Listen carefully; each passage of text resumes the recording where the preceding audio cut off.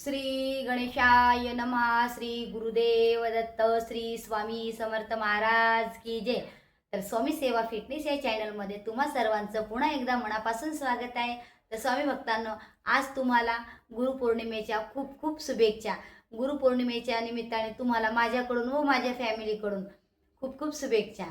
तर आजचा जो व्हिडिओ होणार आहे, जेणेकरून आज गुरुपौर्णिमा आहे, आज प्रत्येकाचा उपवास असेल माझ्या स्वामी सेवेकरीचा.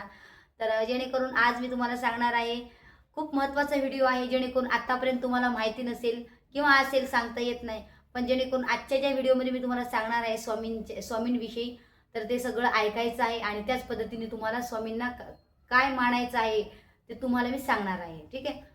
तर चला तर मग सुरुवात करूया आपल्या या व्हिडिओला.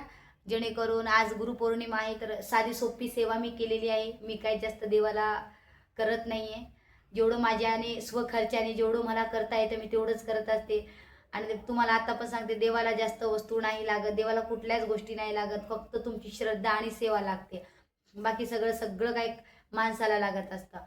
तर आज आहे गुरुपौर्णिमा. तर गुरुपौर्णिमेच्या निमित्ताने गुरु करायचा आहे. आता तो गुरु करायचा तर कसा करायचा गुरु?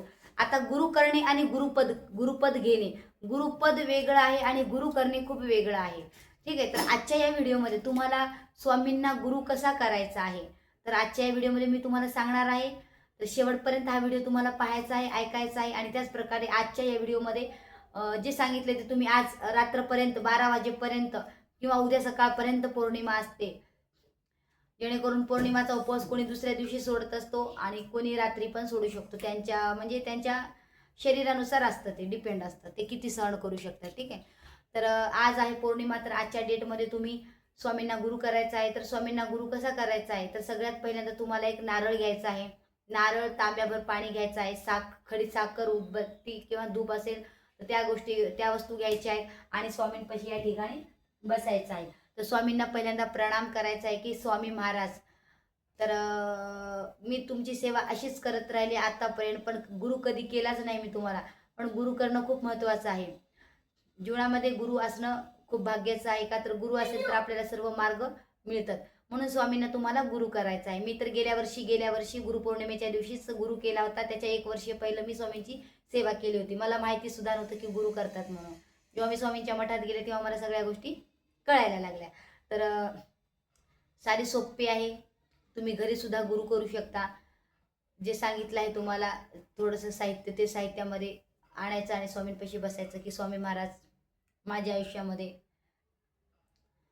आई वडील भाऊ बहीण मला सगळे आहेत, पण मला रस्ता दाखवणारा, मला मार्ग दाखवणारा एक गुरु तुम्ही भेटलात. आणि मी एवढी भाग्याची आहे, मी एवढं माझं आयुष्य चांगलं आहे की तुम्ही मला या जीवनात, या जन्मात तुम्ही मला भेटलात.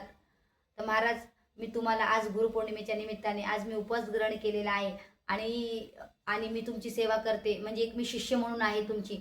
तर मला तुम्हाला गुरु करायचं आहे कायमस्वरूपी.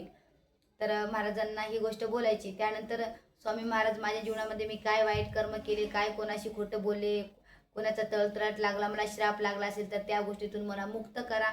आणि आजपासून मी तुमच्या चरणी आहे. आजपासून मी तुम्हाला गुरु करते आणि मला शिष्य म्हणून तुम्ही स्वीकारा महाराज, तुमच्या चरणापाशी मला घ्या. हे 2 शब्द बोलायचं, तुमचं नाव सांगायचं, बस एवढंच करायचं आहे. दुसरं काहीच नाहीये, एवढं करून स्वामींना तर नारळ खडी साखर ठेवायचा आहे, पाया पडायचा आहे आणि नामस्मरण करायचं आहे. 11 माळी जप करा, 1 माळ जप करा, तुमच्या इच्छेनुसार, पण ध्यान अवस्थेत बसायचं. ठीक आहे. तर अशा पद्धतीने महाराजांना गुरु करायचं आहे. तर गुरुपौर्णिमेच्या दिवशी गुरु करणं खूप महत्त्वाचं आहे. आणि आजपासून नाही तर महाराजांना तुम्ही गुरु करा किंवा न करा, पण तुम्ही श्रद्धा करताय ना, ते महत्त्वाचं राहते. पण ज्या गोष्टी आपल्याला ग्रंथामध्ये दिलेल्या आहेत त्या गोष्टी तर आपण पूर्ण करून पाहिल्याच पाहिजे. ठीक आहे. तर म्हणून शक्यतो जीवनामध्ये गुरु पाहिजे. आणि गुरु तुम्ही आज करू शकता, स्वामींना गुरु मानू शकता तुम्ही. आपले आई वडील तर पहिले गुरु आहेत, दुसरे गुरु शिक्षक असतात. तर आपले हे स्वामी सुद्धा गुरुच आहेत. यांना सुद्धा तुम्ही जे सेवा करताय ना, गुरु करा. गुरुपौर्णिमेच्या दिवशी जो व्यक्ती स्वामी महाराजांचे शरण जातो ना, त्यांना गुरु करतो ना, तर खरंच म्हणजे कट्टर दोस्ती होती तुमची आणि स्वामींची. म्हणजे तुम्ही खरं भक्त म्हणून निवड केली जाते. पण ते पण खऱ्या अर्थाने. तुम्ही जर खोटं बोलत नसाल, कोणाला फसवत नसाल किंवा इतर लोकांशी तुम्ही चुगल्या करत असाल, तर तुम्ही गुरु करूनही काही उपयोगी होणार नाही आहे. ठीक आहे. त्याच्यासाठी साधना करावं लागते, मन स्वच्छ ठेवावं लागतं, मनामध्ये कुठल्या व्यक्तीबद्दल वाईट भावना ठेवायला नाही पाहिजे. तेव्हा स्वामी तुमच्यासोबत असतील. मग तुम्ही कितीही गुरु केला तर ते गुरुपद तुम्हाला ते स्वीकारू शकत नाही स्वामी. तर आजच्या व्हिडिओमध्ये तुम्हाला हेच सांगायचं होतं आणि एवढं अर्जंटली मी व्हिडिओ बनवलेला आहे आणि 2 वाजलेले आहेत. आय एम सॉरी, माझा 2 दिवसापासून व्हिडिओ आलेला नाही आहे. तर आजचा हा व्हिडिओ बनवला खूप अर्जंटमध्ये. तुम्हाला गुरुपौर्णिमेच्या खूप खूप शुभेच्छा आणि येणारा तुमचा प्रत्येक क्षण आनंदाचा भरभराटीचा जावं ही स्वामींच्या चरणी प्रार्थना करते आणि या व्हिडिओला मी इथंच थांबवते. श्री स्वामी समर्थ.